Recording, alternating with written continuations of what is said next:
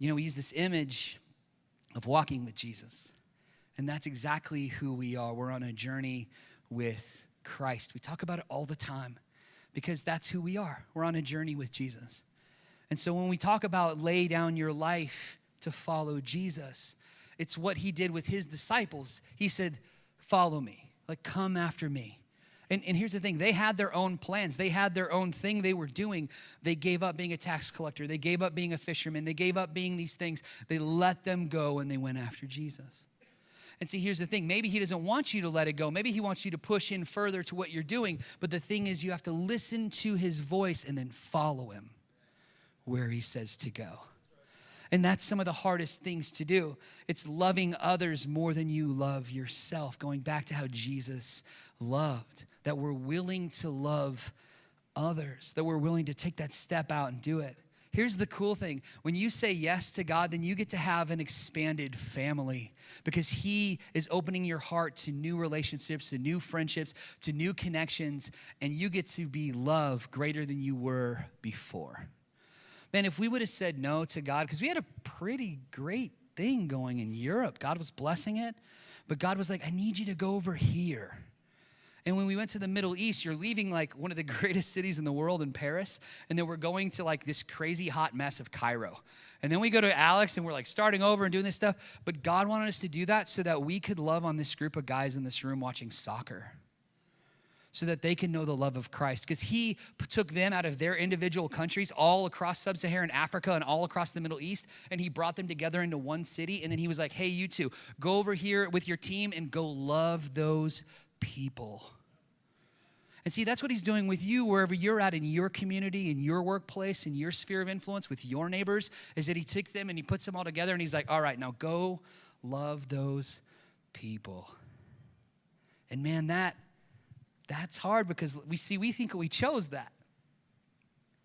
But God sometimes is like, guess what? I let them choose that so that you could love them. They're like, man, my neighbor just moved from California. That's right. They're there so you can love them. They just moved from Chicago here to Arizona. It's so hot here. Where are they coming here? So you can love them. It's like, well, why are they? I don't understand. And they're driving the prices up. So you can love them.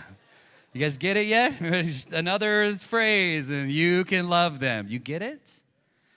It's the freedom to love. It's freedom through love. And here's the real caveat. You cannot love if you are afraid. You cannot love if you're afraid. And see, that's the freedom we have in Christ, is that we have the freedom to be dead to sin and alive in Christ. And part of that is the fear of death and the fear of awkwardness and the fear of looking super spiritual. Man, being dead to that judgment and being free to love someone else. But if you're too afraid to step out, because you're afraid of how they might judge you. Friends, here's the deal. They didn't like Jesus sometimes. That's okay. If you go and you're in the love of Christ, that's okay. And you know what? Here's the deal. Rather to change their life and give them the opportunity to love of Christ. I don't mean an awkward, like bullhorn on the corner way. I mean a love of Christ in a good relationship way.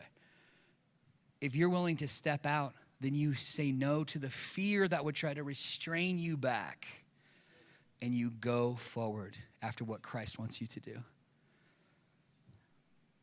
God dropped this in my heart like a couple months ago to talk like this. I know it's in your face. I know it's brash. But the thing is, there's people here that he wants to use to love people that aren't in this room yet. Because they are going to be, you are the ones that are going to be used to reach your neighbor so they know Jesus. And it's really not just about them. It's about the people they know that are going to know Jesus because you are willing to take the love of Jesus to them. And see, that's where it starts. And that's how it goes forward, that we wouldn't shrink back in fear.